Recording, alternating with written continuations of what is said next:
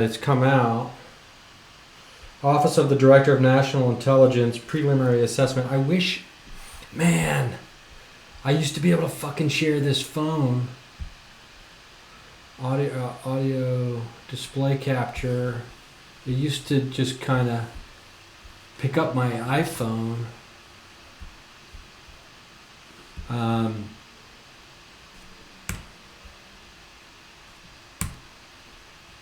What's going on here? I think we're back. I don't mean to be cursing. I apologize. Get rid of that display capture. Let me see if I can get my iPhone back up here. Looks like we've got from the device from my iPhone. Man, it used to say my.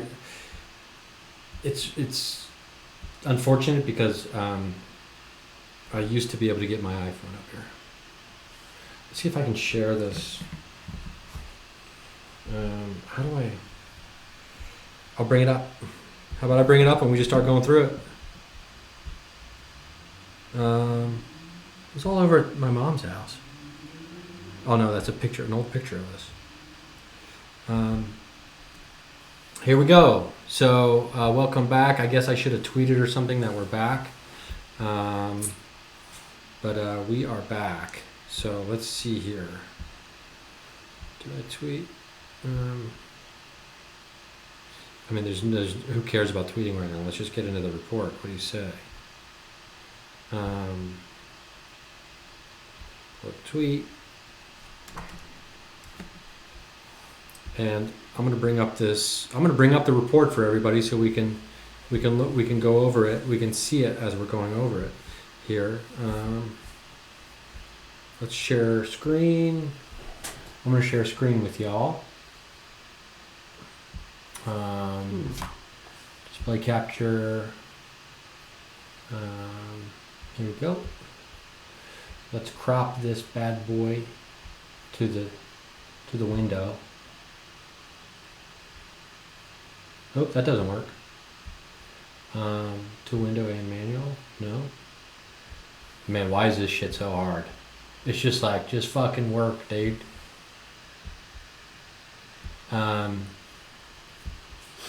Just work, you know? Okay, so we got, it looks like the report has dropped. We've got access to it. I'm going to be sharing on my screen. I swear to God I am. Any second here. If I can figure out, I'll go full screen on this. Nope, that's not going to do it. How do I go full screen here?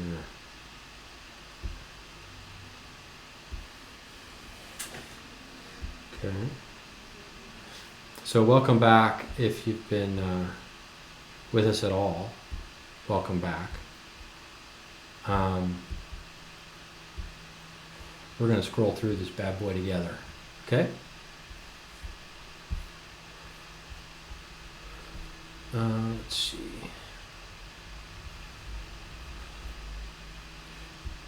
If I can figure out how to be a person who knows how to use a computer, we're going to do this.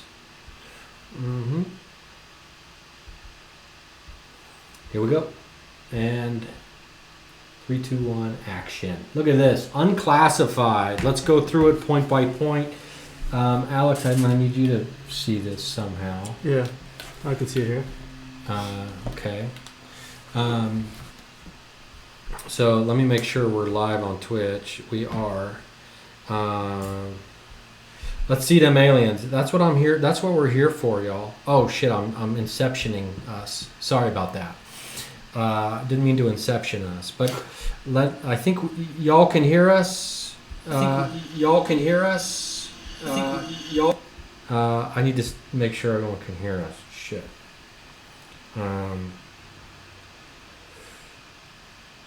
Yeah, I'm guessing they can't. So let's see. Yeah, I mean, if they're hearing me just now, that means I heard us. So, okay, so here we go. Office of the Director of National Intelligence. We're not obviously going to read the whole thing. Alex, I want you to stop me if there's anything happening, in the moment. Yeah. That you're like, okay, let's pay attention to this. Then we're going to go. You mean while you're reading, if there's something that comes up and I'm like, ooh, Yeah, as we're looking important. through Okay. this, because something I'd be interested to find, and it's going to take some time to figure this out. Yeah. Actually, I'm going to click download. Everybody can see me. I'm downloading this bad boy right now. I suggest everyone download the document now, and we can go back and check later to see if any changes were made. So, June 25th, 2021, that's today. I think we can probably check the scope here. And we can go over this. The preliminary report is provided by the Office of the Director of National Intelligence. In response to the provision, this is what Marco Rubio did. The Department of Defense Unidentified Aerial Phenomena Task Force, UAPTF, has made in understanding this threat. See, right out of the gate, we're getting threat. You can see here, we're getting threat right away. They didn't wait long. No, first paragraph. It's actually one long run-on sentence, so it's the first sentence. This report provides an overview for policymakers of the challenges associated with characterizing the potential threat posed by UAP, while also providing a means to develop relevant processes, policies, technologies, and training for the U.S. military and other U.S. government personnel if and when they encounter UAP, so as to enhance the intelligence community's ability to understand the threat. See, threat. We're getting triple threat bombs here already. Now, something that's interesting that I saw a reporter write when I was reading articles yesterday about all this is how they're the wrong people, they're completely the wrong people to be discussing or to be researching this. It should be the way kind of NASA works with all of the other space agencies around the world. If there's an anomaly that's detected in space, everyone gets an instantaneous alert to turn their telescopes on or point them into a certain direction so everybody in the world can understand what's happening. I feel like the scientific community should be leading UAP research in conjunction with UFO researchers, historians, like you said. It should not be the Defense Department necessary, because it's all going to be framed through there, right? Mm-hmm. So it's through that lens. They have no other way of operating other than trying to understand threats, right? So I guess we can't be mad at them for this because they're kind of doing what they're supposed to be doing, right? I mean, they're doing their job on some level, but it's who's to blame is who is making them do their job. You know, behind the scenes, right? Or who's trying to compartmentalize the UFO phenomenon or take the UFO phenomenon for themselves. Yeah. You know, I can't quite think of the right word for it, but you know what I'm saying, though. Yeah, I mean, there's accountability, obviously, and, you know, I just don't know if there's any way to, really, truly... I just want to see what's going on over here on make sure we're not missing anything. Okay, you can hear us both. What you just said, which obviously everybody knows in the world that knows me, knows I agree with, you know, taking this huge global perspective to it and having, you know, people input from scientists and everywhere. It's not mutually exclusive. That can still be done independently of this. Yeah. Right? So hopefully the lack of that in this maybe will spur that movement is kind of my hope ultimately. Yeah, that's a good point. That's a good point. They're not mutually exclusive. This report provides an overview for policymakers of the challenges associated with characterizing the potential threat posed by UAP, while also providing a means to develop relevant... Okay, we kind of went over this. Office of Defense is... Office of the Director of National Intelligence, ODNI, prepared this report. I'm interested to see if there's going to be any information from past UFO cases that were allegedly or purportedly investigated by the federal government, where witnesses said they were questioned, and there was official paperwork and things like that. If any of those cases are going to be validated here, or if some of those people will then, years later, be like, "See, I told you." They came and asked me. I'd be surprised. They seem to be really just focusing on those few cases that they've, highlighted the last couple of years. So, well, this is exciting stuff. I mean, we have no idea what we're getting ready to look at here. Assumptions. This is a big section. Various forms of sensors that register UAP generally operate correctly and capture enough real data to allow initial assessments, but some UAP may be attributable to sensor anomalies. So we're talking about breakdowns in equipment, malfunctions, or right? false positives. Or false positives. Executive summary: the limited amount of high-quality reporting on unidentified aerial phenomena hampers our ability to draw firm conclusions about the nature or intent of UAP. So right from the beginning, we are saying we don't know, right? Is that how you're interpreting this? Yeah. I mean, on the benign side, we're not really sure. It's also kind of like a fuck you, to people have been involved with this. So yeah. So the UAP task force considered a range of information on UAP described in military and intelligence community reporting, but because the reporting lacked sufficient specificity, ultimately recognized that a unique, tailored reporting process was required to provide sufficient data for analysis of UAP events. So, here we are. As a result, the Unidentified Aerial Phenomena Task Force concentrated its review on reports that occurred between 2004 and 2021. Not liking this right now already. Yeah. I don't want to piss on the parade here, but are you kidding me? This is the greatest hits of when were the Phoenix Lights? 1997. Out of this window.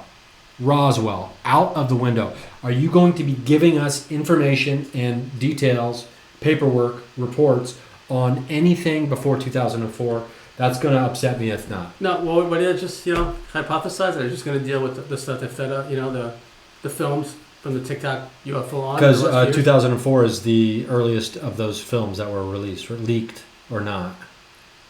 I'd have to check the date, but... This is, okay, this is...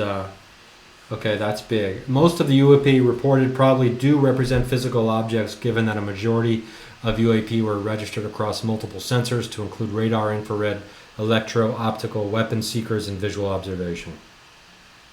Okay. In a limited number of incidents, UAP reportedly appeared to exhibit unusual flight characteristics. These observations could be the result of sensor errors, spoofing, or observer misperception, and require additional rigorous analysis. There are probably multiple types of UAP requiring different explanations based on the range of appearances and behaviors described in the available reporting. Our analysis of the data supports the construct that if and when UAP incidents are resolved, they will fall into one of 5 potential explanatory categories. Here we go. Now we're getting official categories. We're getting a glimpse into how the UAP conversation, it seems to me right off the bat, they're being very methodical and trying to define the way the conversations are going to be happening. Yeah. Well, the way we're going to be talking about these things by trying to give us 5 categories right off the bat. Well, that started with the whole UAP thing, right? They just wanted to make sure that they could own the word, and then starting there, like you just said, control the way we look at it, control the verbiage that we use. Controlling the narrative. Which ultimately control how we think about it, and how we perceive it and how we respond to it, Okay, so let's see what these 5 cats are. I mean, this is an important part, though. This is an important part. So, airborne clutter. No ETs. Natural atmospheric phenomena, not ETs. United States government or U.S. industry developmental programs. Reverse engineered craft, maybe? Could fit in that category. That's an interesting category. Yeah. Oh my God. This is foreign adversary systems. And the 5th category, a catch-all other bin. Are you kidding me? We're calling ET, we're calling craft from another space or time or from our galaxy. We're calling them an other bin? Yeah. This is laughable to me. Am I overreacting? No, I mean, it's kind of what I was expecting, sadly. So I wish, I thought I could have phrased other a little bit better, though. Like, I knew they weren't going to put alien right off the bat, right? And I get that. You can't just say alien from outer space, alien from outer dimension, or whatever. You can't. And that That's legit. But there's another way to infer to that, that modality without saying other and, garbage bin or... Why don't you use the name that you started, that you named the things after in the first place? Unidentifiable. Yeah. Unexplained aerial phenomena, right? So, unexplained. It could be just unexplained. Okay, anyway, so I'm not going to be too hard on them about this, but it's seems like a real cop-out here. UAP clearly, wow, okay, so here we go.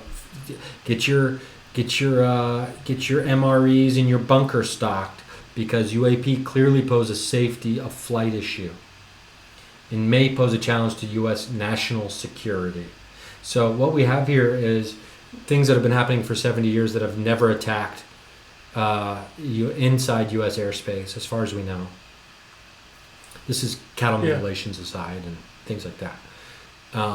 But clearly a threat to national security, considering all the damage they've done already. Safety concerns primarily center on aviators contending with an increasingly cluttered air domain. Oh, so drones. Traffic. So yeah. There's too much traffic. There's a traffic jam. UAP would also represent a national security challenge if they are foreign adversary collection platforms or provide evidence a potential adversary has developed either a breakthrough or disruptive technology. Okay.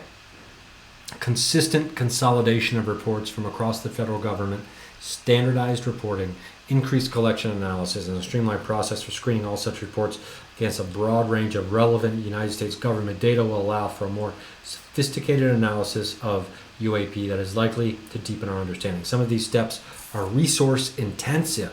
We're going to need money, y'all, and require additional investment. Lots of money now. Here we go. We can no longer use terrorism as the existential threat, so now we're positioning UAPs in that way. Available reporting largely inconclusive. Limited data leaves most UAP unexplained. ... I am curious who has to write these reports. Right? Yeah. It's interns. Limited data and inconsistency in reporting are key challenges to evaluating UAP. No standardized reporting mechanism existed until the Navy established one in March 2019. First of all, we can say this is a lie, right? This is inaccurate. There have been attempts along the way. If I'm not mistaken, Bigelow was in charge of the hotline, the call-in hotline number for reporting UFOs. Yeah, if you call, that was with the FAA. If you called into the... Oh, that was the FAA? I believe if you had the number they gave you to call in, to complain to the FAA about UFO, it went straight to Bigelow. Which was, obviously, he's always been associated with the government, though, because he was, selling a satellite technology. So there's indirect link, but sure. Yeah. Okay. The Air Force subsequently adopted that mechanism in 2020. Come on. Really? Does it take them that... Oh, that's what that noise was. I thought it was like a weird video you were watching on your phone. No, I didn't even realize it was my screen. Sorry about that. Yeah. No, it's okay. Okay, let's look here. The task force regularly heard anecdotally during its research about other observations that occurred but were never captured in formal or informal reporting by those observers. Okay, so after considering this information, task force focused on reports that involved UAP largely witnessed firsthand by military aviators and that were collected from systems we considered to be reliable. These reports describe incidents between 2004 2021. Okay, so they're giving us some parameters on why they're choosing 2004 to 2021. I do want to write these dates down because I'm curious.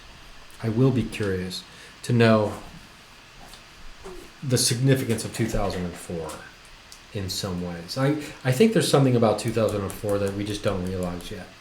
Well, that might be, whether it was some kind of breakthrough in technology or something else that occurred that makes 2004. That was the first video, right, off the coast of California. Is that the Tic Tac video? I believe that was 2004, yeah. I can look that up. If you want to. With the majority coming in the last 2 years, these reports, as the new reporting mechanism became better known to the military aviation community. We were able to identify one reported UAP with high confidence. In that case, we identified the object as a large, deflating balloon. The others remain unexplained. Here we go. Are we getting balloon again? But hey, maybe there was a large balloon that they were like, what is that? And so that's fine. 144 reports. How much? How many? Originated from United States government sources. 104? 144. 144. 80 of these involved observation with multiple sensors. Okay, so that's over half, meaning radar, eyewitness, or who knows, all their sensors that they mentioned earlier. Yes. Most reports described UAP as objects that interrupted pre-planned training or other military activity. So now they go on to talk about challenges. I'm curious, real quick, I just want to see. Are you serious? This is only 9 pages? I thought we were going to get like a 5,000 page document here. Wow. UAP collection challenges, sociocultural stigmas and sensor limitations remain obstacles to collecting data on the UAP. Okay, now this is a poignant sentence. Socioculture stigmas. You're crazy. Maybe they'll take your wings if you're a pilot and you're saying you're seeing stuff in the sky, right? All this stuff.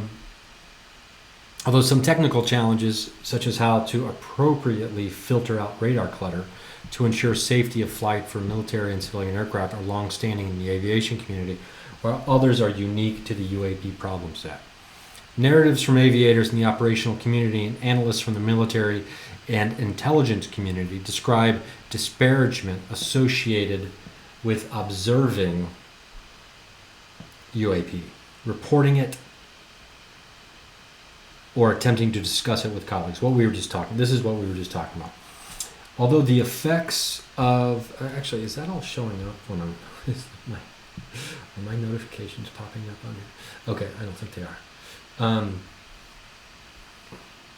The sensors mounted on U.S. military platforms are typically designed to fulfill specific missions. As a result, those sensors are not generally suited for identifying UAP. Sensor vantage points and the numbers of sensors currently observing an object play substantial roles in distinguishing UAP from known objects and determining whether a UAP demonstrates breakthrough aerospace capabilities. Optical sensors have the benefit of providing some insight into relative size, shape, and structure. Radio frequency sensors provide more accurate velocity and range information. But some potential patterns do emerge. Although there was a wide variability in the reports and the data set is currently too limited to allow for detailed trend or pattern analysis, there was some clustering of UAP observations regarding shape, size, and particularly propulsion. I think this is the thing that most people are fascinated with. It's propulsion, and it's also stopping and starting and things like this, which, to the best of our knowledge, we cannot handle physically, like I think in the physical body of the human being, the G-force and all this stuff, but also we don't have the technology allegedly. UAP sightings also tended to cluster around U.S. training and testing grounds, but we assess that this may result from a collection bias. See, this is good. I'm glad they're acknowledging a collection bias. You think it's all happening around you because that's the only thing you're noticing. Yeah. It's the only thing you're paying attention to, right? As a result of focused attention, greater numbers of latest generation sensors operating in those areas, unit expectations and guidance to report anomalies. Well, that, and you can't see them or come on and if they're happening where you're not at. Exactly. And by the way, a lot of talk right now about,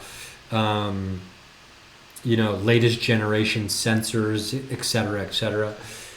Your eyes are your eyes. I mean, if you're lucky enough to have the gift of sight, which not everyone is, and you see a UFO doing crazy stuff in the sky, guess what? There's no more advanced sensor than your eyeball. The way your brain sees things through your eyes, right? Okay, here we go. And a handful of UAP appear to demonstrate advanced technology. In 18 incidents described in 21 reports, Observers reported unusual UAP movement patterns or flight characteristics. Some UAP appeared to remain stationary in winds aloft, move against the wind, maneuver abruptly, or move at considerable speed without discernible means of propulsion. In a small number of cases, military aircraft systems processed radio frequency energy associated with UAP sightings. The task force holds a small amount of data that appear to show UAP demonstrating acceleration or a degree of signature management.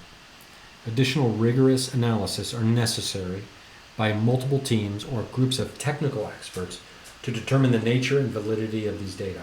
We are conducting further analysis to determine if breakthrough technologies were demonstrated. Do we get these cases? This is 9 pages. I thought we were getting case reports, information like that. Is that coming? Is this the initial release? Is there more going to be coming? Yeah, I don't know. I could see a case where this is it. And now they can be like, well, we told you guys, and now let us do our work quietly, and yeah. The UAP so UAP probably lack a single explanation. Well, that's common sense. The UAP documented in this limited data set demonstrate an array of aerial behaviors, reinforcing the possibility there are multiple types of UAP requiring different explanations. Our analysis of the data reports the construct that if and when individual UAP incidents are resolved, they will fall into one of 5 potential explanatory categories: airborne clutter, natural atmospheric phenomena, United States government or industry developmental programs, foreign adversary systems, and a catch-all other bin. With the exception of the one instance where we determined with high confidence that the reported UAP was airborne clutter, specifically a deflating balloon, we currently lack sufficient information in our data set to attribute incidents to specific explanations. This is a fancy way of saying out of the 144 reports, 80 which had multiple sensors, we have no idea what they are. Yeah, pretty much. But phrased in a way where that doesn't seem strange. Yeah. Or unusual, framed in a way where that's to be expected when it really isn't. That's, you should have more data. You should be able to draw more conclusions from that much data. Yeah, to be fair, I love the idea that admitting we don't know something is no longer they're trying to break free from the association of weakness. I love that the intelligence community of all communities is saying that they don't have the information, and as opposed to like pretending to be this omniscient branch of our government that knows everything, so we never have to worry about anything. Yeah. So I do appreciate that. But on the other hand, I like to, the people whose job is supposed to identify if missiles coming to our airspace, or if, Russian jet, or if, Trump's North Korean buddy decides to launch, there should be able to identify without a doubt what is violating our airspace, right? This is what they do. And here it's at the same time, it's like, it's like they're saying, well, we're the experts in identifying all threats from everything, but we don't have enough data to identify what this is. And they're making it seem like, instead of that being something that's odd and there's something really unusual about it, make it seem like, well, it's probably nothing because we can't. It's probably clutter from the air. It's because we can't identify it as something else. You know what I'm saying? It's crowded up there nowadays. It's a little bit of a cop out for sure in a lot of ways, But for sure. And if you're listening to this, watching the live stream, I've got Alex Mistretta with me. This is Ryan Singer. This is me and Paranormal U going live. I mean, I do stand-up comedy for a living, and the Paranormal podcast as well. And Alex is a long-time researcher, investigator, former lead investigator for MUFON LA, now lead investigator for UPARS LA. We're over halfway through this report, which to me is mind-blowing. And also apologies if you hear my computer fan. We've been going live since around 11:15, 11:30, and with a little break in between. But So the fan on my laptop is on. So I apologize for that. Let's go through. There's a little more. It looks like they're giving some specific breakdowns, and by specific I mean 2 sentences of their new categories that they're. I mean, I think we don't need to go through airborne clutter, natural atmosphere. Although we can go through this one because this is interesting. Natural atmospheric phenomenon.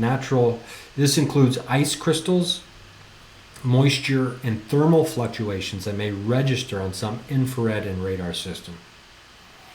United States government or industry development programs. These are like the black ops, the secret underground development, potentially reverse engineered stuff from the deep state. Whatever. If you've not that deep state. Yeah, not that deep. Yeah, the what is it? The Day After Roswell, written by Colonel Corso. Corso. Talks about that. It's a great book if you want to check that out. Some UAP observations could be attributable to developments in classified programs by U.S. entities. We are unable to confirm, however, that these systems accounted for any of the UAP reports we collected. Meaning, hey, if we got secret aerospace technology flying around, we as the intelligence community have been unable to uncover that, or we're not going to tell you even if we did. Well, it's that we cannot confirm or deny. Yeah. Concepts just worded differently, essentially, which is from their perspective, that's what they're supposed to say. That's I get that. So on that subject, obviously. Category 4. Here we go. You nailed it. Some UAP may be technologies deployed by China, Russia, another nation or non-governmental entity. I love how they list China and Russia, but that's it. Yeah, told you. Yeah, that was gonna. Wow, how predictable. Right. How predictable. That's just crazy. God, that's funny. So let's see other. This is interesting. Although most of the UAP described in our data set probably remain unidentified due to limited data or challenges. Probably. Yeah. You can't go into court and say probably. I mean, I guess you probably could. I just said probably again. Okay, stop saying probably. They probably remain unidentified due to limited data or challenges to collecting, processing, or analysis. We may require additional scientific knowledge to successfully collect on, analyze, and characterize some of them. See, they are admitting ignorance as far as level of intelligence here. Mm-hmm. And so I can appreciate those. We would group such objects in this category pending scientific advances that allowed us to better understand them. The task force intends to focus additional analysis on the small number of cases where a UAP appeared to display unusual flight characteristics or signature movement. UAP threatened flight safety and possibly national security. They pose a hazard to the safety of flight and could pose a broader danger if some instances represent sophisticated collection against U.S. military activities by a foreign government or demonstrate a breakthrough aerospace technology by a potential adversary. Ongoing airspace concerns. When aviators encounter safety hazards, they are required to report these concerns depending on the location, volume, and behavior of the hazards. Pilots may cease their tests and or training to land their aircraft, which has a deterrent effect on reporting. The task force has 11 reports of documented instances in which pilots reported near misses with a UAP. This is a big number here. I think this is an interesting stat. I want to see these reports. Yeah. These are the reports I want to see right now of near misses. Wow. That's cool. I mean, cool in the sense of like interest. That's an interesting fact. Potential national security challenges. Lack the data to indicate any UAP are part of a foreign collection program or indicative of a major technological advancement by a potential adversary. We continue to monitor for evidence of such programs given the counterintelligence challenge they would pose, particularly as some UAP have been detected near military facilities or by aircraft carrying the government's most advanced sensor systems. Now, it's also a thing where it's like, they're flying over military bases, bro, and you're not able to detect or stop them. Yeah. Like, we know this, right? Well, we've been seeing that pattern since the 70s and 60s, Yes. even, where. Explaining UAP will require analytic collection and resource investment. Here's the ask of any pitch. Yep. This is reading like a pitch document. Standardize the reporting, consolidate the data, and deepen the analysis. In line with the provisions of Senate Report 116-233, the Rubio ask, that's what I'll call it for our sake, accompanying the IAA for FY 2021, the task force long-term goal is to widen the scope of its work to include additional events documented by a broader swath of government personnel and technical systems in its analysis. As the data set increases, the task force's ability to employ data analytics to detect trends will also improve. The initial focus will be to employ artificial intelligence / machine learning algorithms to cluster and recognize similarities in patterns and features of the data points. Now, as someone who's been working on an app that involves AI and machine learning, I can appreciate this. As the database accumulates information from known aerial objects such as weather balloons, high altitude or super pressure balloons, and wildlife, machine learning can add efficiency by pre-assessing UAP reports to see if those records match similar events already in the database.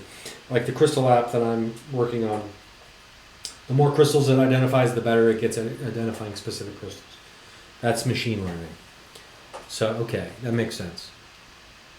Task Force has begun to develop interagency analytical and processing workflows to ensure both collection and analysis will be well informed and coordinated. We're talking about cooperation between intelligence organizations. That, at least in movies and TV, doesn't seem to be a popular idea. But I guess with something like this, maybe it's forced their hand. The majority of this information is coming from the Navy. Efforts are underway to standardize incident reporting across U.S. military services and other government agencies to ensure all relevant data is captured with respect to particular incidents and any U.S. activities that might be relevant. Task Force is currently working to acquire additional reporting, including from the Air Force, and has begun receiving data from the FAA. That's the big one, right? Mm-hmm. Don't you think the FAA probably has, well, depends on how many pilots are actually reporting any of this stuff, I suppose. I think the majority probably aren't. Yeah. I mean, now though, that said, going forward, this kind of gives them carte blanche, to actually start reporting what they're seeing, Yeah. But, and I like that because FAA aren't under any kind of national security oath, so, or the pilots, commercial pilots aren't under any kind of, national security oath, so they could go public, or that stuff can go public if they wanted to. Huh. Yeah, I guess I wasn't policy. even considering the national security oath, like this idea that you can't talk about. Yeah. I'm sorry, I'm just making sure people know we're out there. Well, okay, so here's the thing with that though. So there's two ways to look at it, right? One's, okay, it's great because we can get reports from commercial pilots that aren't handcuffed, right, by national security or whatever. But on the other hand, if this means that all the commercial reports go to the government and then become classified, or they're going to go there first and we don't see it first, it's putting a clamp on more reports. Yeah. Right? You can look at it both ways, so I don't know which direction that's going to go. Which only time will tell, I guess. So it's either good or bad. Yeah, I do like the idea that they're working with the FAA here. Although the Air Force data collection has been limited historically, okay, there's a little pot shot throwing shade at the Air Force here, right? Doesn't that sound like they're just kind of talking smack? The Air Force began a 6-month pilot program in November 2020 to collect in the most likely areas to encounter UAP. So they were doing specific missions trying to make the encounters happen. Is that what I'm reading here? Just specific, that's what it sounds like, but... and is evaluating how to normalize future collection, reporting, and analysis across the entire Air Force. How to normalize future collection. I don't think that means to like, hey man, this is the new normal. Let's accept it and embrace it. I think the Riz is just talking about it's going to become kind of second nature. Yeah. The FAA captures data related to UAP during the normal course of managing air traffic operations. They generally ingest this data when pilots and other airspace users report unusual or unexpected events to their air traffic organization. Okay. In addition, the FAA continuously monitors its systems for anomalies, generating additional information that may be of use to the task force.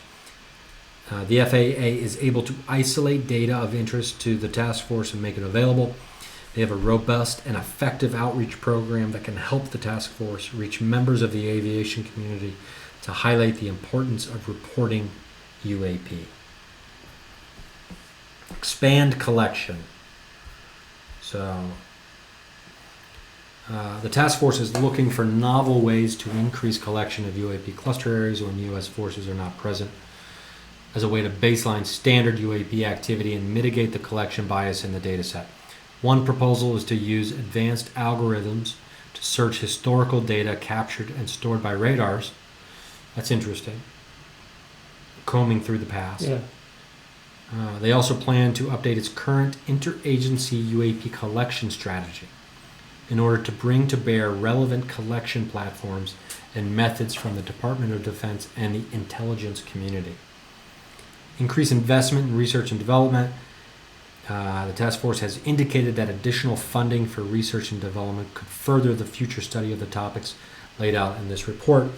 Such investments should be guided by a UAP collection strategy, research and development, technical roadmap, and a program plan. This is just a definition of key terms. Airborne objects not immediately identifiable, that is UAP. The acronym represents the broadest category of airborne objects reviewed for analysis. An event is a holistic description of an occurrence during which a pilot or aircrew witnessed or detected a UAP. A UAP incident, a specific part of the event. A UAP report, documentation of a UAP event, to include verified chains of custody and basic information such as time, date, location, and description of the UAP. UAP reports include range Fowler reports and other reporting. We have to look up what a range Fowler report is, because nowhere on here did I see them mention that they want to know what phase of the moon was in during their reports, which upsets me. We were talking about that earlier, about doing your own reporting and the like. Let's look up what a range Fowler report is. I'll go over here and do that. Range Fowler report. And while I'm looking at that, range report, are you seeing? It's got a 1, so we're going to have to look in the footnotes to see what a range Fowler. U.S. Navy aviators define a range Fowler as an activity or object that interrupts pre-planned training or other military activity in a military operating area or restricted airspace. So a range Fowler. So it goes foul. Okay. That makes sense. Appendix B, Senate report accompanying the Intelligence Authorization Act for fiscal year 2021. Provides that the DNI, in consultation with the SECDEF and other relevant heads of the United States government agencies, to submit an intelligence assessment of the threat posed by UAP and the progress the task force has made to understand this threat. Detailed analysis of UAP data and intelligence reporting collected or held by the Office of Naval Intelligence, including data and intelligence reporting held by the UAPTF, the task force. Detailed analysis of geospatial intelligence, signals intelligence, human intelligence, measurement and signatures intelligence are the data collection categories. A detailed analysis of data of the Federal Bureau of the FBI, which is derived from investigations of intrusions of UAP data over restricted airspace. So basically, they're telling us where they got all these cases, right? But they're not giving us any specific information on cases themselves, right? A detailed description of interagency process for ensuring timely data collection. They kind of told us they want to work better with other people, but they didn't give a detailed description of that. Wait, so there's no... Out of the 5 categories, they're not even telling you how many cases in each, right? No, they didn't break down the... Because from what I'm understanding, all 144 cases fit somewhere within those 5 categories. And it sounds like all of them fit into the other bin, if I'm not mistaken. Is that what they're... I wasn't sure if that's what they were saying or not. Yeah, okay. I think what we were talking about earlier, the cop-out. Yeah. No. They're just saying we don't have enough information at this time to even be able to categorize them, except for the one that we know was a large deflating balloon.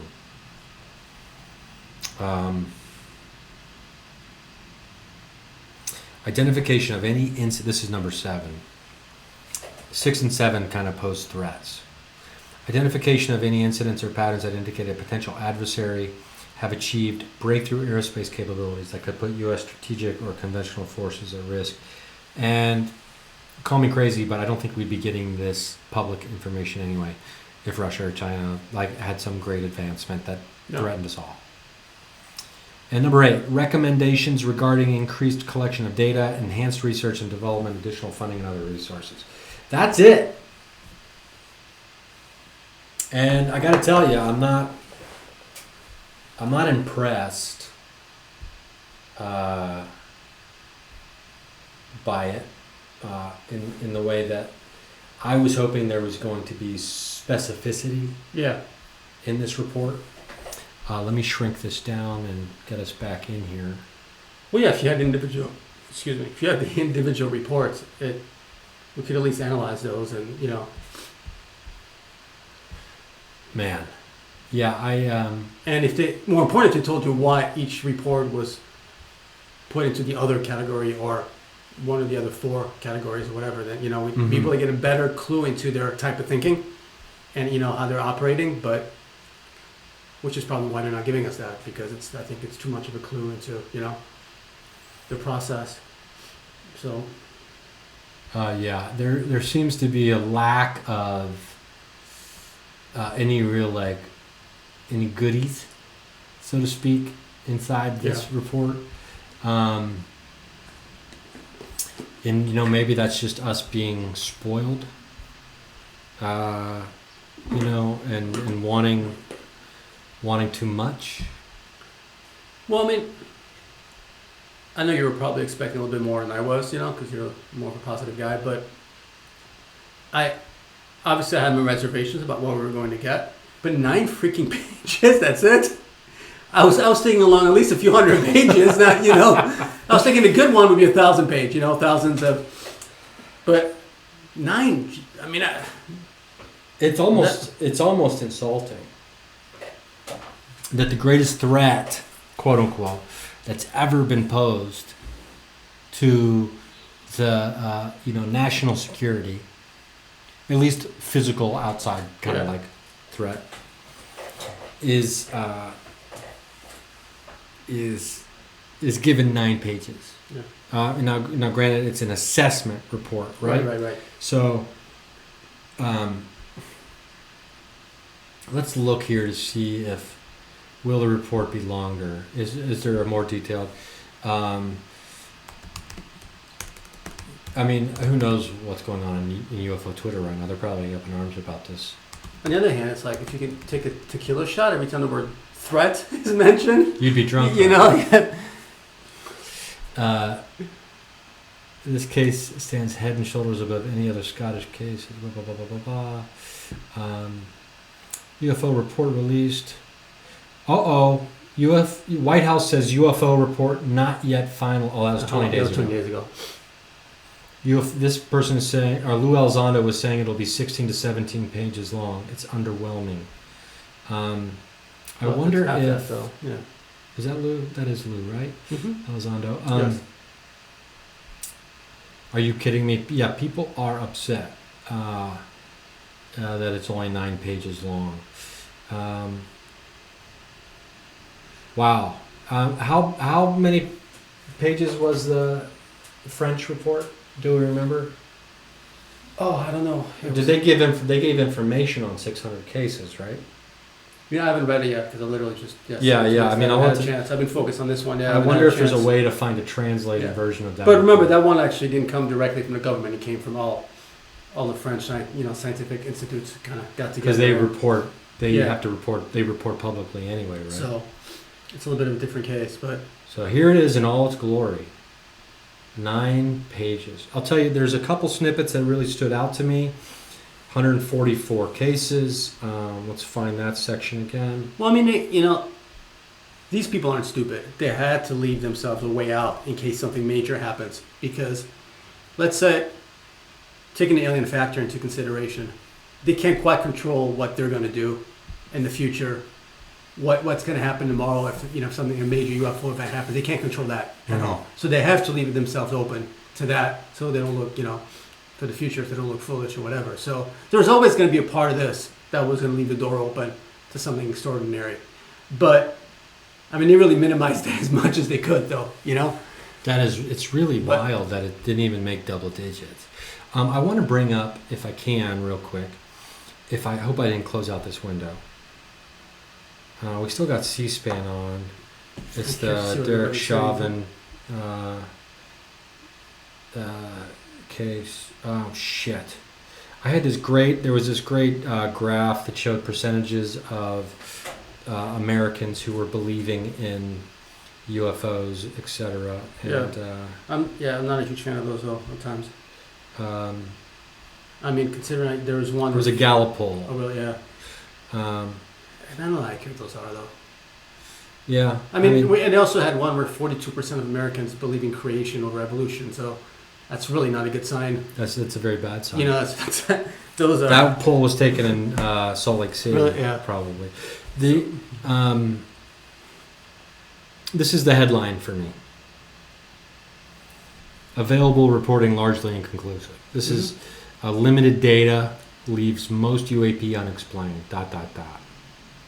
144 reports originated, and only 80 involved observation with multiple sensors, which to me, I don't care about that really, right? I mean, I'd love extra validation. I love the layering of validation that can happen in any kind of paranormal investigation, specifically, especially when you're looking for ghosts or Sasquatch or anything, UFOs. But when we're talking about 11 reports of near misses, of training that had to be grounded, it sounds like, or when pilots almost hit a UFO or UAP, I want to hear about these too, right? And I want information on these 144 reports. And I don't know if you can do freedom of information requests. I'm sure John Greenwald's going to be. Yeah, I mean, he's the pro at knowing how to do all that. And John's the guy, I should just teach myself how to do that. But the takeaway here is that it's 9 pages. And there's only a couple nuggets of specifics. And those specifics are broad. I mean, even though it doesn't make sense to say something specific is broad. 144 reports. 80 involved multiple sensors. 1 was explained away as a balloon. 11 near misses for pilots with UAPs. And they are trying to frame 5 categories. And what we're interested in is the other bin. I mean, I feel like I should just make a t-shirt.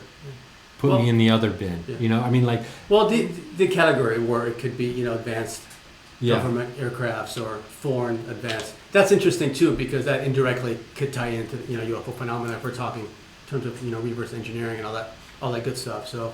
Yeah. But not necessarily so. Obviously, even without that, obviously everybody's working on the next, tech advancement in aircrafts because that's what we do, so. Yeah, I mean, the window of time Did we ever find out about the year, the Tic Tac Yeah, video? 2004 November. Yeah, 2004. Yeah, so that, which was the first. Basically, what they're saying is we're gonna go as far back as what we've already admitted. That's interesting. That we're not going to admit anything else other than what we've already admitted. That's as far back as we're going to go. Yeah, which tells me, and I remember discussing this with Grant Cameron, who's been the guy who's been doing a lot of work on this stuff. And I personally think this whole thing, from the very first mention of the Tic Tac UFO in 2004, when this, I don't even know what year that it went public. It's only a few years ago, right? So, but right when that report first came out of the Washington Times and New York Times, I think on the same day, I think this whole thing has been orchestrated and planned from that very first article. And so you think it's been there's been a slow laying out? Yeah, I think they knew exactly what this report was going to end up being today. You know, that it's been really well orchestrated since that time. That they had a plan of why they were going to discuss the subject in this matter. You know. Yeah. So, well, let me see if I can't bring in Jim Perry. Oh yeah, what happened to Jim? He's been waiting. And... No, he was out in the yard doing work. He said, go figure. It drops when I'm out in the yard. I hope I'm putting him on his personal information on blast that he's out there doing yard work. Let me see if I can't get the Zoom to work for full Jim here. I think I'm already on.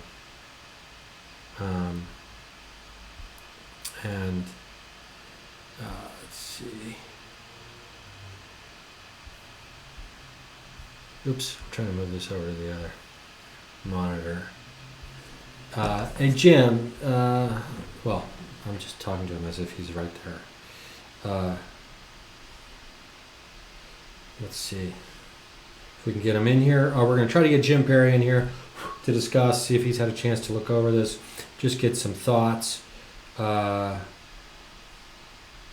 if he wants.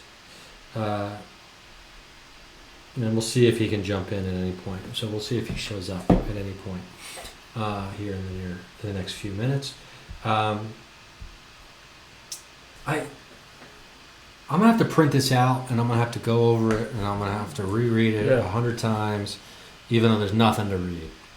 And I feel like these could have been, I feel like they just could have made bullet points on one sheet of paper. And it does read like a pitch document to give us more money to a certain degree. The only reason I'm saying this is because it's in my mind, because I've been doing that kind of stuff lately for this other company. Well, we've discussed the possibility too that on some level this is going to be, we need money for defense, which and I don't know how much money do we need at this point, but yeah. Hey Jim? Looks like Jim's over there. Hey Jim, can you hear me? Okay.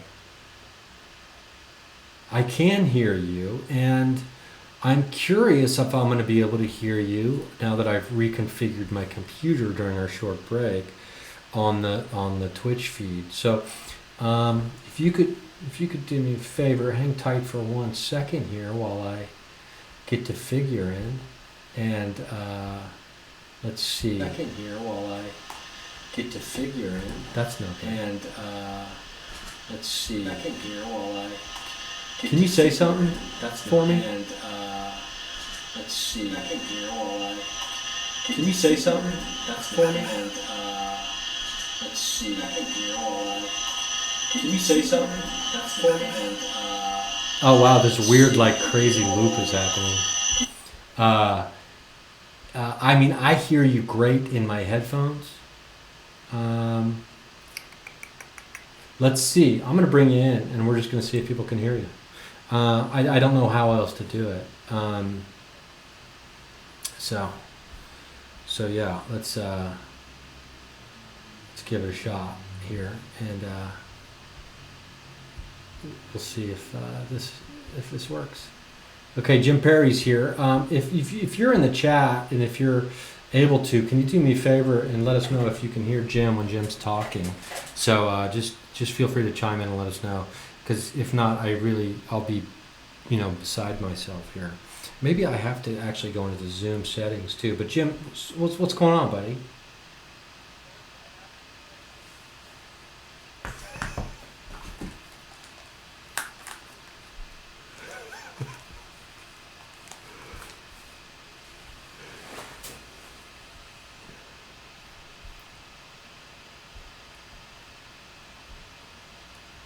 Yeah, yeah, and yeah. Either way, glass half full. Jim said he's going to drop some real profound stuff for us.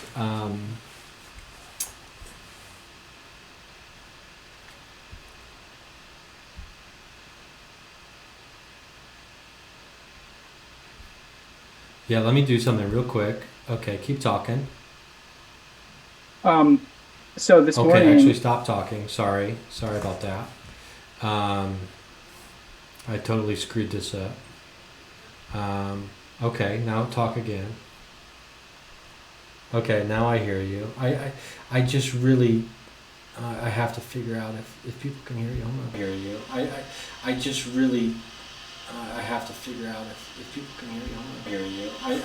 I just really, I have to figure out if people can hear you. I'm not yeah. I just really, I have to figure out if people well, can hear you. Yeah, it's like this weird loop happens. Really, okay, yeah, call me on speaker. I'll put you on speaker and keep you on video if that's okay. Oh man, this is great. Technology.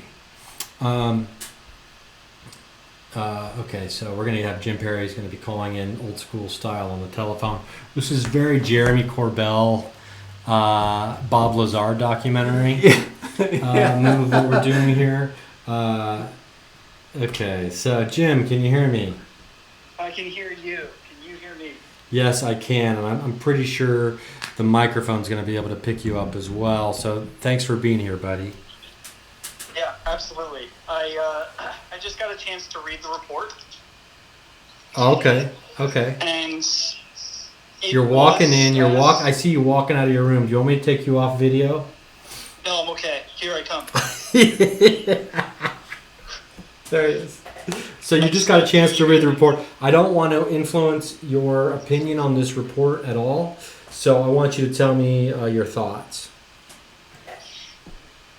You know, honestly, we chatted about this a few days ago, and it is what I objectively felt we were going to get.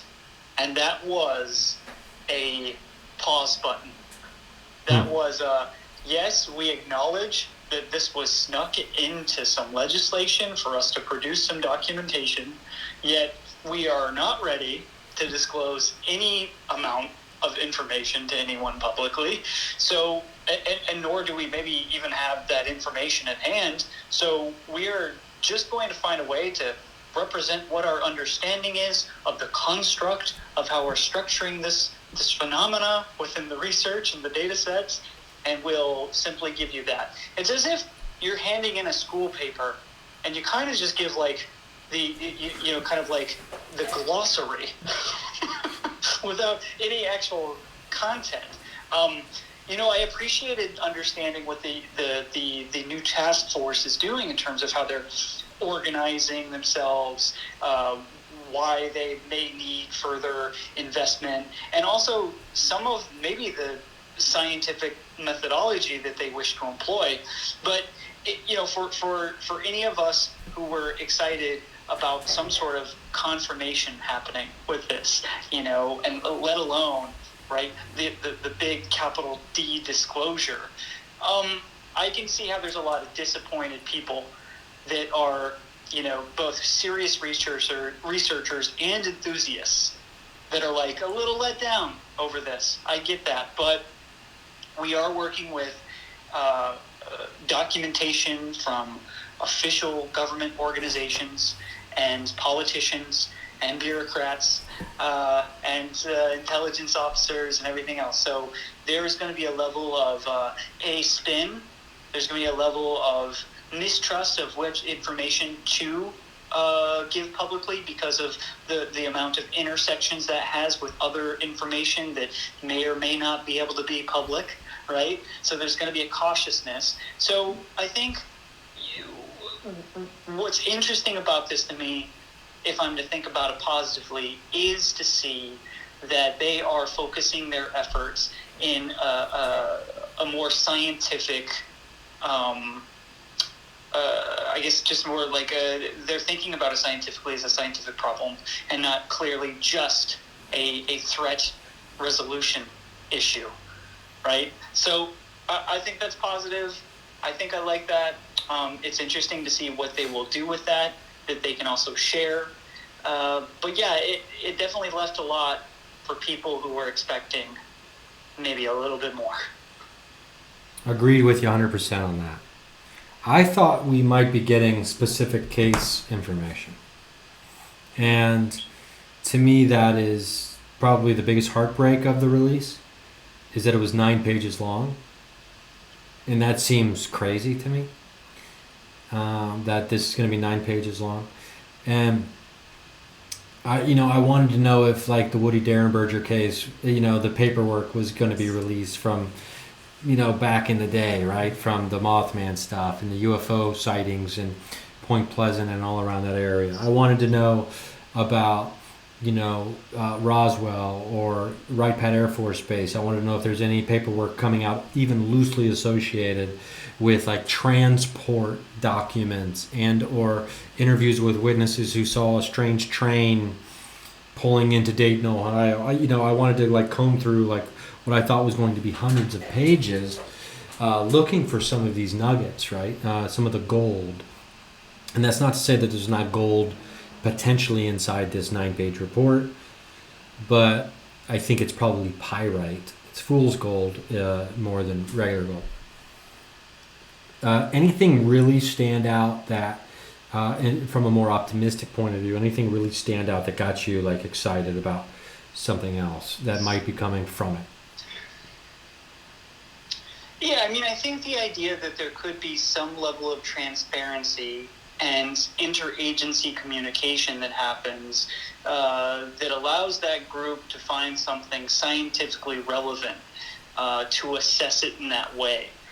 That sounds terrific. But I think that also it was a reminder. It was a reminder that, this group is purely interested right now in consolidating and studying data sets that represent observations that can be monitored and tracked through observables from military officials, right, and soldiers and data officers, intelligence officers. So it was very clear that they're not looking at anecdotal evidence from you and me, right? They're not looking at these things from a citizen standpoint. They're looking internally, because with that comes more evidence for them to pull from, radar data, etc., that they feel they can create a broader picture of what this could be. But it's a reminder that everyone else's story still needs to be told. Everyone else's story still needs to be covered and reported and dissected and added to the plethora of observations and sightings and experience that go back perhaps for millennia, right? So the limited focus from 2004, right? The alleged limited focus from 2004 to now is very telling. And it means that there's a very specific construct that they're following here, and that's great. But within that, you might be missing a big picture too, right? Like, I think, when we look at this and they said that there's limited data available, in what fucking universe? I'm glad you brought that up. It didn't register like as a huge alarm bell as far as limited when they in that language, but that's a very good point. Yeah, what universe are you living in? I have a question for Alex, like in terms of the perspective. I don't know if I'll be able to hear him through this, but I am curious about, and this is more of just like a lineage thing, and it's just filling in a gap of my understanding. When Bigelow was funding work through MUFON for things like the STAR team that Alex was a part of, was that the early incarnation of what we saw in terms of data being transferred from Bigelow to governmental programs later, like ATIP? I heard rumors that ATIP inherited a lot of the information that Bigelow collected with that, as to where MUFON actually maybe didn't. but Bigelow took his toys and everything else and his data set, and he moved on, and ATIP inherited some of that stuff. Is that accurate at all? 100%. I really believe so because, well, I don't know what happened to a lot of these cases. I know personally I was only on there for a short period of time, and I was never once sent on a single case, which was, kind of weird. And I had volunteered for the global thing, the scuba thing. I mean, everything. I was on, on every detail possible. And I know other people went on some cases. I have no idea what happened to that database. There's a lot of money that went missing, that went somewhere. Which is part of the reason STAR Team. So originally when STAR Team started, we're all going to get paid per case, and there's a certain amount of money involved per case, and we're going to be flown out to wherever at the drop of a dime. There's a lot of money involved. Some of that money went missing. Just unexplainable. From what I understand, yeah, and that's how a lot of people started quitting MUFON, and I don't know the details. That's above my pay grade, and I don't want to accuse anybody. So I have I think some people were, kind of dipped in, that sort of thing. But yeah, absolutely. From what you were saying, I think that was the start of how. It was an experiment to see how can we collect as much information as possible, as a feeder system. But I think he went even past that when Jan Harzan, which was the head of MUFON after that, and the guy that was arrested for pedophilia recently, for those that have been following that story. But when he created a database, there's also a question where what happens to a lot of those cases, a lot of stuff that gets fed to the database and no one ever sees again, or they're really hard to find. I think that may have also been sold to, Bigelow or government agencies or whatever. So absolutely. And I think that's what started kind of MUFON's downfall, is the fact that, this started just being a feeder system to other agencies for, Yeah, it's interesting too. What we learn here, at least my sense of all of this is there's a very specific way of looking at this world. And it takes intuition, it takes personal experience, it takes gut instinct. All of that is an emotion. It's all gone. It's all data sets. We're collecting numbers, we're collecting data, and that seems to be like what the world kind of revolves around, right? Like Facebook is collecting data. Yeah, you get to have Facebook for free, but guess what? They're collecting all your data. And in this world, whether it's this form or not form, or all the various different forms, it's like data is power, right? And so at least people seem to think that the more data they have, the more powerful, more they can do with it. Yeah, but here's the thing too that no one really, I think we haven't really touched upon is, let's say, right, STAR Team was a feeder system and they were sending everything out to the government, through Bigelow and all that. They were getting info from either, our cases of all the MUFON chapters or the STAR Team cases of things they already knew were happening, of data they already had, right? Because since Roswell on, you can't tell me they don't have more data than what I'm going to find when I'm out visiting a rancher in Idaho because his cattle was mutilated, with whatever limited budget or high budget Bigelow allocated for us. It's still a pretty small part of the puzzle. So whatever we're going to feed them, it's something they already had. So which led me to believe that this was more of a test to see how people responded to that kind of system, how us as researchers viewed our relationship with the information that was going out to Bigelow and then to the government, or how people in the general population were reporting UFOs or contact to pseudo, men in black, to official. Officials. There you go. That's a better word. So I think it was more of a test. I think it was more of a social test than an actual. The data was not that important. What we're gathering was not that important in this thing. It was more to see how it was going to function, and I think it was more of a social test to see how we responded, how the general population responded, how the UFO community as a whole was going to respond to that, which down the road led to how they were going to manipulate the system to have this day of disclosure, which happened today. And what, Yeah, and that's what I wanted in this report, Jim, is I wanted this to be like the kitchen sink, right? I wanted the case report, the case files, they had 4 months, what's it been, to compile 9 pages. Now, here's the interesting thing, too, that I wasn't even thinking about. was the UAP task force, which I'm guessing it is, right, assembled upon the language being passed in the CARES Act by Rubio, the Rubio ask, was now a UAP task force, as they're calling it, assembled by people who weren't already in the mix of this, and therefore not in the know. Is this their report? Because if so, they only had 4 months to try to wrap their brains around the history of UFO sightings and reportings and otherwise. Well, I know Jim was listening earlier. That's kind of what we were alluding to, right? Where the people that are involved with this aren't the people that are actually in the know. That it's two very different groups within the government that are dealing with UFOs. This group, and it might be all they know. That's all that's all they have. And the real stuff's going down. The Black Projects and whatever, and the other agencies, and they might have absolutely nothing to do with this whatsoever. Well, what's Lou Elizondo out there saying right now? I guess is a question. What's old sweet Lou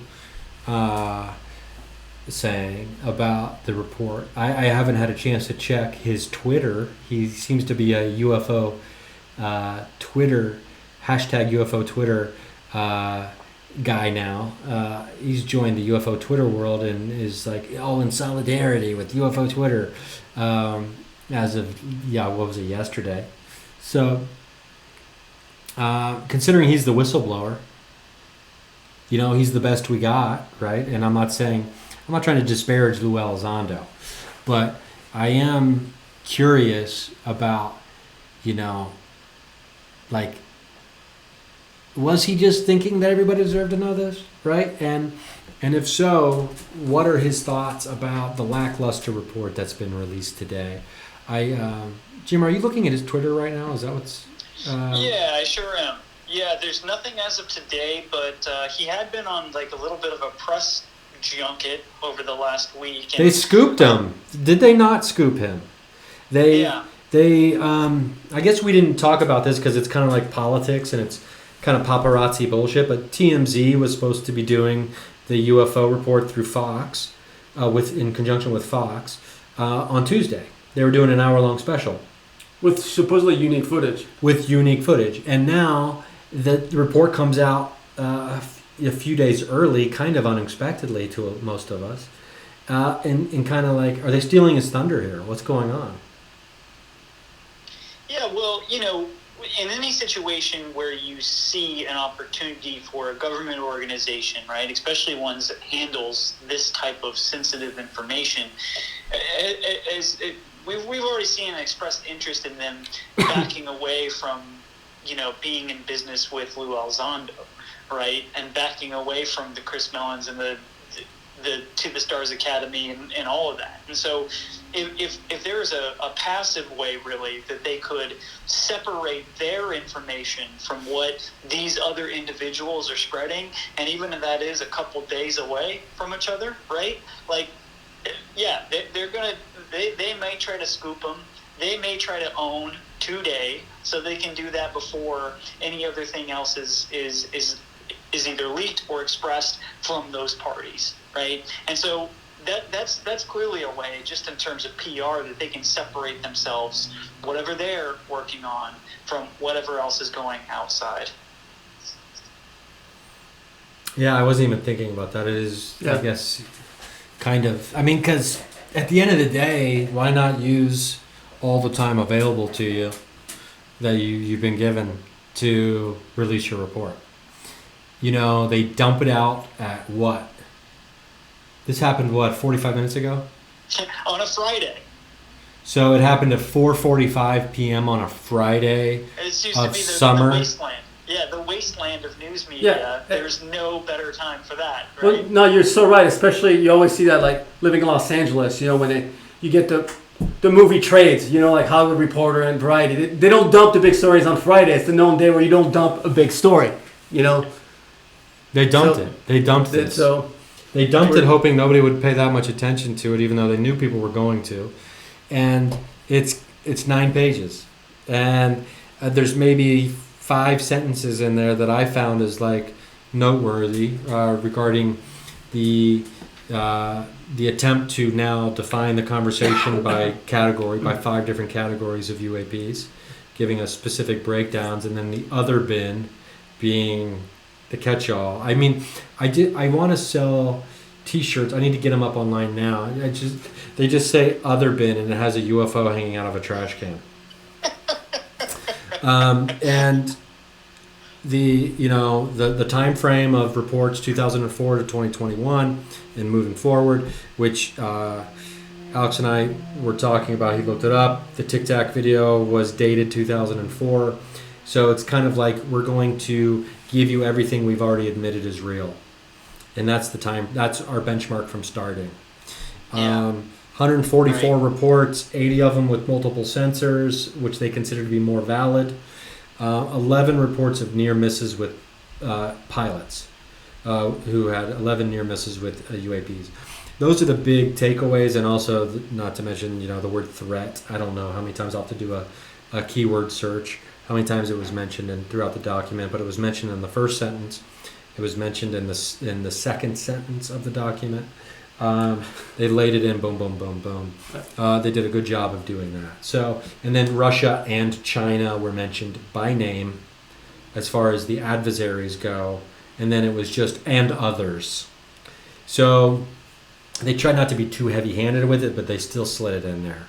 And that's just enough for news agencies to pick up on, I believe. And I'm not going to probably watch, whether it's Fox News or CNN footage of this. I don't have cable, but I probably wouldn't watch it anyway. But they're probably going to pick up on some of these key pieces, right? And China and Russia are one of them. It's like, okay, here, bite on this. Here's something to bite on. Here's something to chew on. Here's something to sip on, right? I feel like that's what we got. But there's nothing. There's no meal here. There's no real information. There's no substance, and so a little disappointing. I don't know if we're ever going to get the disclosure we're looking for when it comes to the actual. I want the paperwork, all the files, and all that stuff. So I guess we just have to wait and see. I mean, really, what can we do other than freedom of information requests, which Greenwald is a pro at. And from reading a bunch of his stuff, talk about getting shut down over and over and over again, trying to just get something you're supposed to be able to get. The stories associated with some of those requests are, and also with, what's his name, from Missing 411? David Paulides? Oh, yeah, Paulides. The inability to have his freedom of information request fulfilled when they're totally legitimate.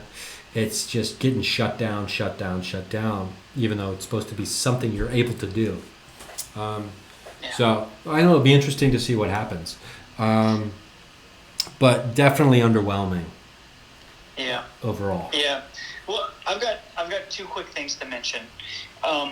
One being, there were reports before this came out that there would be 2 separate documents that would be distributed from this task force. One being that would be classified and go directly to Congress and be upwards of 70 or more pages. And additionally, a document that would be unclassified for the general public to satiate that demand for what that is. And now we see this as being 9 pages long. I don't know if that's accurate. The sources were from some pretty trusted folks. But there is a possibility that we're not seeing the full thing. We might be seeing the abridged version for public eyes right now. And so if that's the case, and there is another document out there, will that motivate those in power that see that for some other amount of change? Are we going to get leaks or the drip drop of what some of that stuff may be in the coming weeks and months and years? Maybe so. But what it reminds me of is that I'm tired of waiting for stuff, right?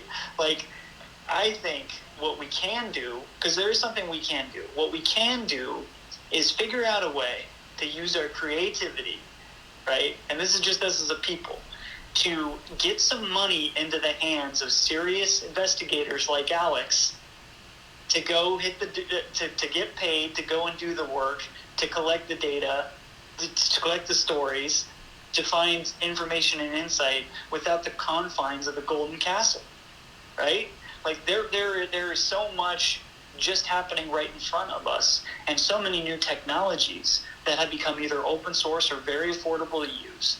But it takes time, it takes manpower, it takes money. And if we had, I think, and I'm really interested to hear what Alex thinks about this, but I really think if we had a well-funded, well-run, well-led, independent civilian research organization, we really could find the truth of what this stuff is and what our relationship to it is, and or find out. We may never know, but that's what we find out at the end of the day. But we may be able to get to more answers than waiting for that golden ticket for whatever these other guys are doing with their black budgets and their Nazi bells, sauces, and whatever else. Yeah, I don't know. I mean, I'd love to hear Alex chime in on that too. I think the point for me of all this was we were supposed to be getting information. We were supposed to be getting it. And this idea that, no, we're still going to classify some stuff so you don't have it. That's not what this was about for me. And that's not disclosure. And it's the opposite of disclosure. It is, we're giving you disclosure, wink, wink, and not giving you disclosure. Yeah, you do. And, it's like this. It is the opposite of disclosure, and the idea that, like, oh, we don't really know what this shit is. You gotta, you're hinting at it in this report, but at the same time, you're giving us no form of disclosure whatsoever, and it's bullshit. And why put this thing like, Marco Rubio, I'm gonna get the world information on UFOs. 9 pages of double-spaced Courier New. Is this are you a high school senior writing a 10-page report, figuring out all the font tricks to squeeze your 4-page paper into 9 pages? Like, it's bullshit. Dude, if this would have been one of my college papers, I would have failed. Yes, exactly. 9 pages, Mistretta?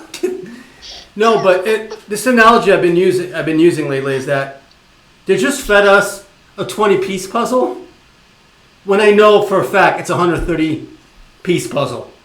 And on top of that, I guarantee it's at least 50 to 40 or whatever these pieces they don't even have. So that's how complex this phenomenon is. To be clear, I don't think they know. I really don't think they know. Bigelow's 60 Minutes interview, which we were playing without volume earlier. I'm so sorry to the people out there who are. I'm trying to figure out this live stream thing like 4 days before I was going to do all the tech shit this weekend and figure it out. But the point is, I don't think they know. And real disclosure is them totally being honest, right? And I'm not an ingenue. I don't feel like the government's going to be like, oh, we don't know nothing, and aliens are real. Have a good weekend. Like, I didn't think that's what was going to be in the report, right? But the idea that it's not even alluded to in any way, shape, or form. The fact that these vessels, these crafts, these UAPs, these fucking UFOs, there's not even alluded to where these UFOs could be coming from.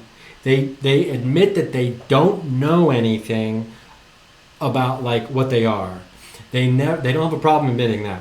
They in no way admit that they have no idea where they're coming from. And sure, I might be getting hung up on some language bullshit here, but they in the mainstream media is jumping on board, trying to dismiss and disparage anyone who's trying to make an extraterrestrial connection to UAPs and the report that came out today, which was total fucking garbage. So like the idea that ETs are being taken off the table and not even allowed to be a part of the discussion, or you're like, okay, let's grow up here.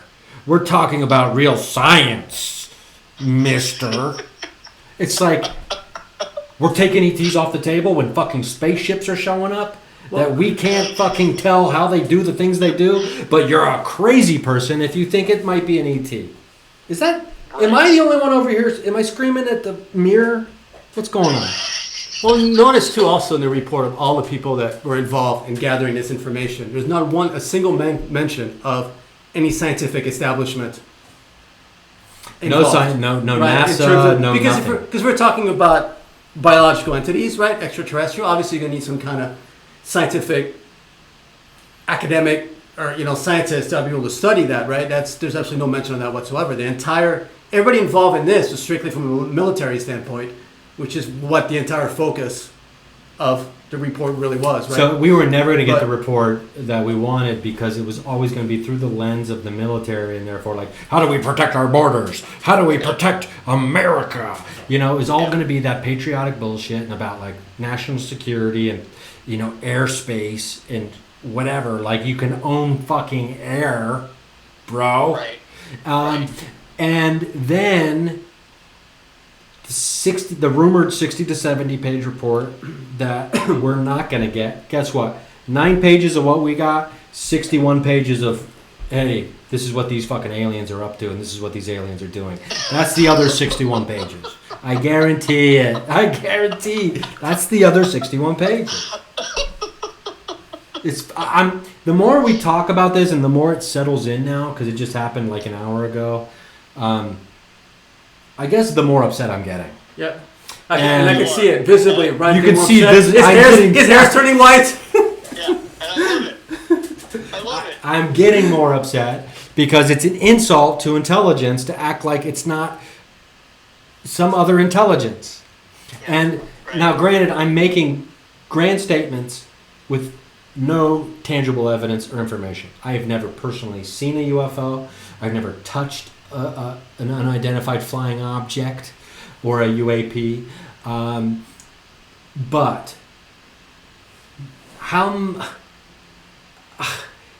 when you walk into in court, there's something called circumstantial evidence, right? Where I don't need video of rain falling from the sky in a courtroom to prove that it rained. All I need is someone on the stand who's drenched in water, who just walked in from outside. They are drenched in water because they just came from outside where I guess it has to be raining, right? So all of the videos, all of the witness testimony from the years, the stories of abductions, the people who have been called crazy, people who have been locked up, put away because they're willing to tell their story about their encounters with ETs, or whether it's physical or whether it's a mental encounter of a psychic nature. It's a slap in the face to all these people, and it's insulting to not even have the slightest allusion to the idea of otherworldly or an unknown civilization outside of human, potentially, or interdimensional, or whatever. They're not going to go interdimensional in this report, obviously, but to not even bring that up, to in the slightest way have an allusion to it, it's a fucking joke. UFOs are aliens. I mean, whether an alien's flying the ship, I don't know, but they sent it, or it came from an alien intelligence. It doesn't mean it's a little gray or green man running around. Maybe it's just like a hyper sentient, intelligent energy somewhere that can kind of Lego with its mind, with its consciousness, physical objects together to go collect information for it. Or, who knows? Can I add something to your thought here? Yeah. So in this line of thought about, the extraterrestrial hypothesis, right? Christopher Mellon, which is another sort of controversial character in some circles, but was a member of To the Stars Academy and is partnered with Elizondo in a lot of their work. The former Deputy Assistant Secretary of Defense for Intelligence, right? Former Minority Staff Director. He wrote an article yesterday on his Medium, or on his website that says, "Don't dismiss the alien hypothesis." And in that, he states, "We can no longer deny that someone has mastered technology beyond our understanding, and is using it to monitor U.S. military forces and probably much else. In some cases, such as the famous encounters at the Nimitz Carrier Strike Group, non-human origin is presently the theory that best fits all the facts. Until a better explanation emerges, it is time to squarely confront the data and accord this revolutionary discovery the attention it deserves. Regardless of the source, we need a serious national effort to understand and emulate the capabilities we are observing." He was in that spot, that same spot that all these other individuals were. He's the guy. He used to be the guy. He used to be the guy. See, I'm glad. What he's saying. Yeah, I'm glad you brought that up because and to me, there's no coincidence that they're seen so often around military activities, right? And we've heard the stories about like nuclear reactors or things being like just powered off, and there's a weird object in the sky close by just shutting down those kinds of things at military bases or military locations. And it's no coincidence to me that they're like monitoring all of this, right? Much in the same way that if you had a dog with rabies, you'd keep an eye on it, right? Right. But yeah, it's guys like him will write stuff like this, and yet the mainstream media, and I'm not going to be mainstream media bashing here, but it's just from all the things I was reading last night, and once realizing this was happening this afternoon, just article after article after article, and it was all just so disparaging and dismissive of the extraterrestrial angle. Yeah, but too, now that he's not part of the intelligence community anymore, he's a UFO person. And when a UFO person speaks, it doesn't carry the same weight as somebody from the military or, whatever position he held before. So automatically whatever he says gets downgraded, which it shouldn't because he was in any other position just prior to that, right? But from public perception, it doesn't matter. And the media and the people in charge play upon that. So, Mel and Elizondo can say whatever they want, but they've been downgraded, unfortunately, in terms of validity because now they're part of this UFO community. And Yep. and some of the associations have been a little suspect at times, right? Mm-hmm. So, unfortunately, now that's where we're at, So, how do we get around that? Well, I think we get around that by exactly what Jim was saying earlier. You need a bona fide professional system of paid investigator with huge resources on a global scale from a multidisciplinary approach. You don't even need a large team to begin with. You have a small team of 4, 5, 6, 7 people at the top, and then you can pull in a geneticist when you need one, a historian when you need one, a guide when you need one, when you have to go hike a mountain because there's been UFO reports on the border between China and India for centuries, or whatever. Forget this. This is done. We're done, right? Forget disclosure. Why can't we get our own disclosure? Because as I was saying earlier, and Jim might not have been listening yet, is we can't have it both ways. We can't be absolutely 100% sure the UFO phenomena is here, and don't think we can go out and prove it ourselves. Yeah. Yeah, and Right? that's and at the risk of sounding like a UFO Republican, you can't have the government in charge. The free market is going to do this, right? It's capitalism, right? Or a UFO capitalist, I should say. I mean, I'm betraying my socialist leanings here, but you can't have the government. We cannot rely on the system, the powers that be, to be taking care of us in this way. There's too much fucking red tape. There's too much bureaucracy. It's got to be the free market who does this. Every great innovation comes through the free market, as they would say. And it can absolutely be done. But we're so self-defeating because how many times I've proposed this idea to group people in ufology. I've been called I'm in this for the money because we need money to do this. I've been and yet half of the people are like, well, no, if you're going to do this for money, then it can't be real. You're not doing this for the right reasons. Or the second thing was like, no, it can't be done. So if we have that self-defeating attitude and we're which is why everybody's celebrating over this report, because we're passively aggressively just sitting there on our couch waiting for them to give us those crumbs. Because why? Because we're afraid to go out and do stuff and take a chance, you know? So we got to get past the psychological barrier of that we can't do it, or if money's bad. Attached. If money's attached, and listen, as I'm going to betray my socialist leanings here again, just because this is a big argument in the world of arts and like being an artist and like making a living as a creative type, and it's about valuing yourself and what do you value, and can art be monetized, and should it even be monetized? Is it therefore no longer art? Is it selling out, right? And it's like anyone who tries to come with a selling out argument at you has never truly experienced the creative process, and or in this case the investigative process.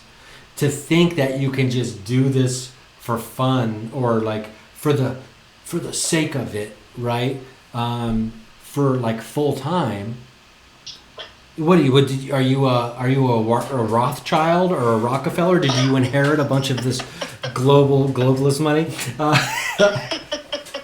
But it's like, I'm making a joke. I mean, but if you were George Soros' nephew, you could probably be a full-time investigator without ever having to have a job, right? That's just not the way our society is built currently, and it doesn't allow for it. And then when you hope to get a little bit of, additional supportive materials from the bureaucracy, from the government, you get 9 pages of fucking bullshit that do nothing to further the investigative cause or push the narrative forward.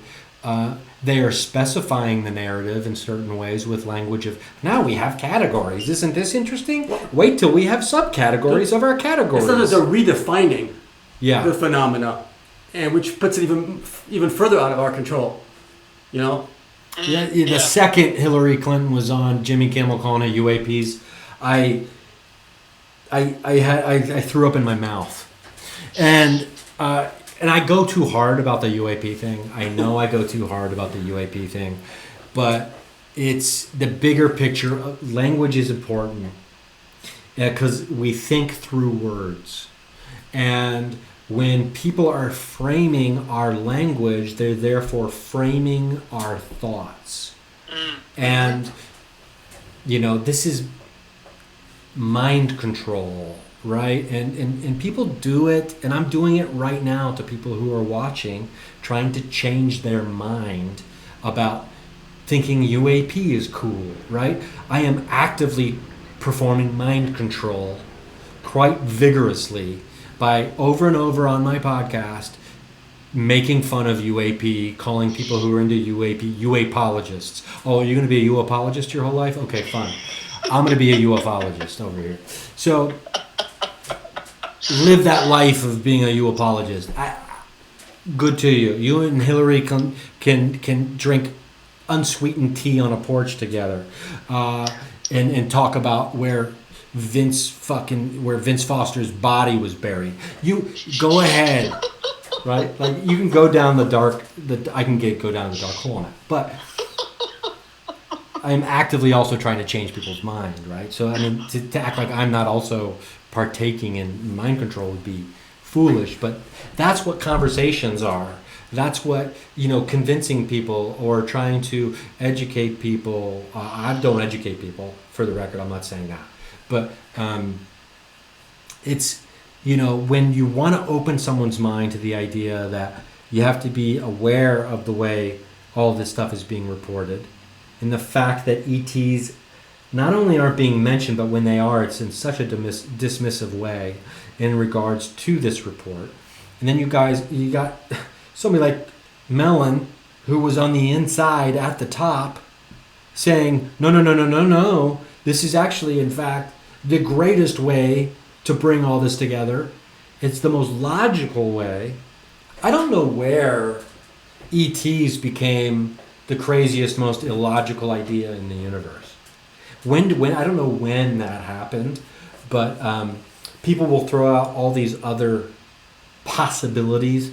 Like there's that one guy talking about it could be an insect on the camera Yeah, they chase this fucking insect on their camera around, like while talking about it. Like, I can't believe what I just saw it do. Like, how stupid do you think we are? And yet you have no evidence of this insect on the lens argument. No burden of proof is required of you to be dismissive of the most logical argument that ties it all together. And then you get 9 pages dumped on you in your lap. Have a good Friday. Have a good weekend. Enjoy the beach and the barbecue. I recommend the wood-flavored charcoal chips when you watch Game 5 of the Western Conference Finals. Don't worry about the UFOs anymore. I will say, like, if the only thing we're getting out of this report dropping in such a way is to see you unfurl like this. Alex, am I right? Yeah, oh yeah. It was a slow burn, Jim. It was a slow burn. I've been pretty just kind of like trying to be pretty newsman over here all day, like reading the report, trying to make sure I enunciated and read with a speed. He was very professional. You know, I'm auditioning for you know, an internet radio gig right now. Sure. But right? I'll tell you, this is the tip of the iceberg. This is only the beginning. I think more information will have to follow. It's a joke. I mean, the internet already is treating it as such. The one time you can thank your lucky stars that the internet maybe got it right is when, you know, realizing that 9 pages is a joke. And, you know, we're going to have to see. It's going to have to be privatized. Bigelow's got the right idea. I think we're going to have to figure out ways to do that. As soon as I have $1 million, trust me, I mean, that's where all my money's going, is on expeditions and stuff like that. But like I mean, I'm not going to leave money to kids. Like I don't. If my kids want money, they got to, you know, become an Eagle Scout, read all the books, figure out how to track animals. You know, there'll be a checklist of things. You know, like Brewster's Million. That shows my age, but Brewster's Million, the movie with Richard Pryor, where he had to spend like $1 million to get $20 million. Yeah. So there'll be like a challenge. There'll be like a field trip challenge for my kids to inherit any of my credit card debt. Oh boy. Well, yeah. Here we are. Guess what? Nope. The Calvary's not coming. Right? Like, it's just a reminder of that. And it frustrates us. And just once you wanted to be surprised pleasantly, and you know. But like I said, we talked about being disappointed, I believe, the other day, and people won't allow themselves to get excited because they don't want to be disappointed. Mm-hmm. And I am disappointed right now, and I am not going to let my current disappointment, because of the state of this roll of toilet paper that came out today, I am not going to let it prevent me from becoming excited in the future. I will still continue to be excited. But, you know, I'm actually going to have to go to Office Depot, buy the really expensive paper. So when I wipe my ass with this report, it doesn't rip me open with that cheap stuff. Thank you for that image in my head. I appreciate it. Oh, man. Well, with that, I think I'm going to leave you guys. Okay, yeah, we've gone too far. It's gone too far. We walked to Jim. But, hey, Jim, this is great. Euphomet is such a great show.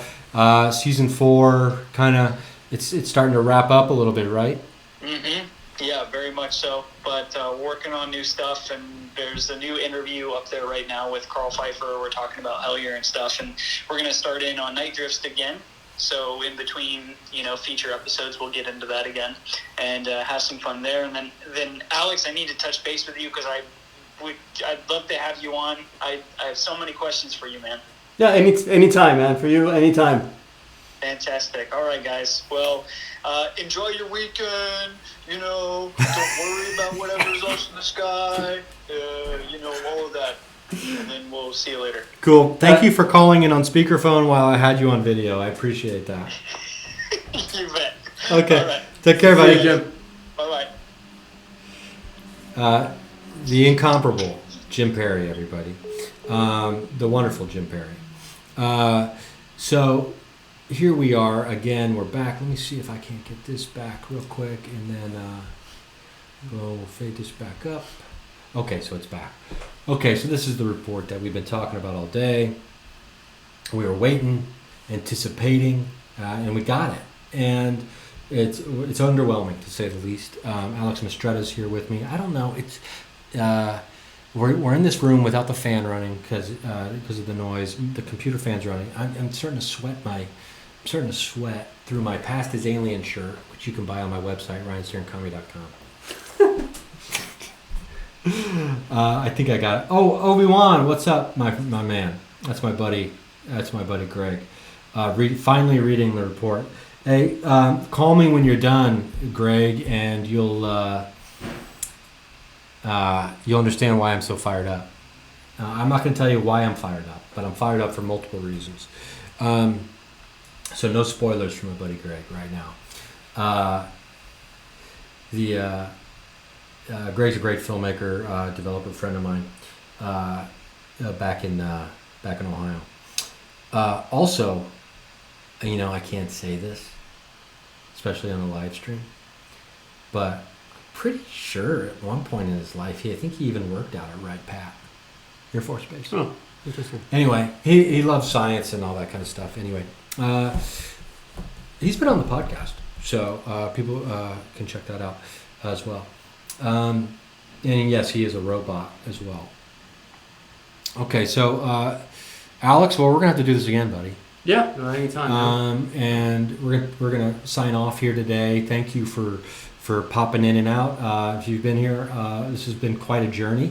I think we almost went 4 full hours. So what a journey today. This has been great. Unfortunately, we didn't get all the information that we were hoping for, and the report was actually much smaller than we thought it was going to be. But hey, what can you do? We go out there and we do it ourselves. That's what we do. And Alex and I actually have some ideas we're cooking up. Yep. To be doing just that.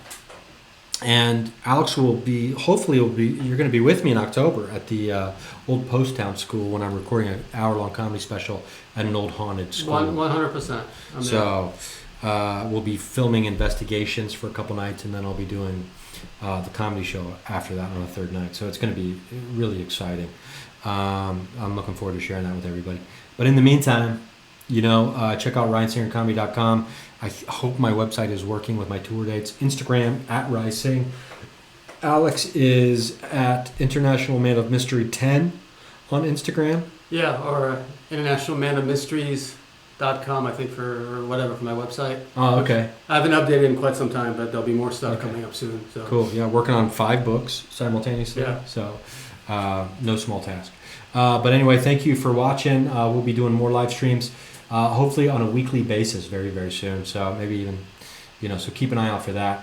This channel, this was the first live stream we were doing, was today.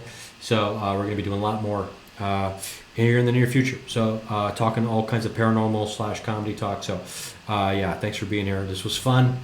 Read the report, download it for free. And then, either use it as kindling for a bonfire or actually, keep a copy. There is some interesting stuff in there, to be fair. So, cool. Take care, everybody. Bye, guys.